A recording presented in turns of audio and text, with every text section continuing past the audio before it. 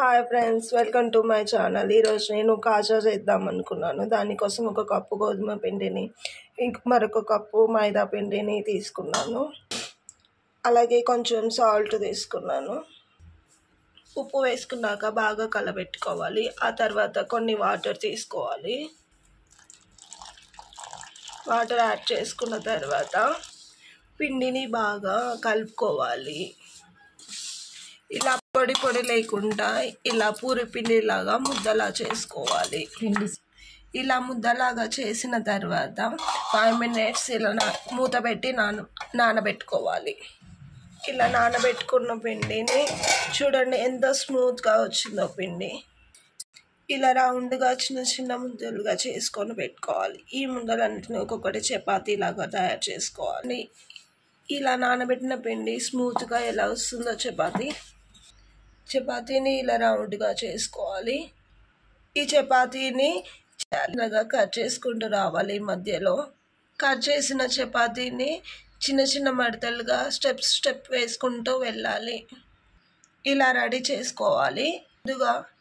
ముందుగా కొంచెం వాటర్ని మైదా పిండిని ఇలా మిక్స్ చేసుకొని పెట్టుకోవాలి. చిక్కగా మనకొసలకి ఇలా అతికించుకుంటూ ఉండాలి. మనం పెట్టుకున్న తర్వాత ఇలా రెడీ అవుతుంది. అన్నీ ఇలా రెడీ చేసుకొని పెట్టుకోవాలి. తర్వాత స్టవ్ ఆన్ చేసుకోవాలి. ఒక కళాయి తీసుకొని ఇలా పెట్టుకోవాలి. ఆ తర్వాత ఆయిల్ వేయాలి. కావలసినంత ఆయిల్ వేసుకోవాలి. ఆయిల్ బాగా వేడి అయిన తర్వాత ఒక్కొక్కటిగా ఇలా ఆయిల్లో వేసుకోవాలి. అటు ఇటు కలబెడుతూ ఉండాలి. మధ్యలో చూడండి ఎలా పొంగుతున్నాయో. ఇలా కలర్ చేంజ్ అయ్యేంత వరకు ఆయిల్లో వేయించుకోవాలి. కాజాలన్నీ ఇలా నూనెలో వేపుకున్న తర్వాత బెల్లం తీసుకొని, బెల్లం పాకం కోసమని ముందుగా మనం బెల్లాన్ని ఇలా చిన్న చిన్నగా మెత్తగా కట్ చేసి పెట్టుకోవాలి.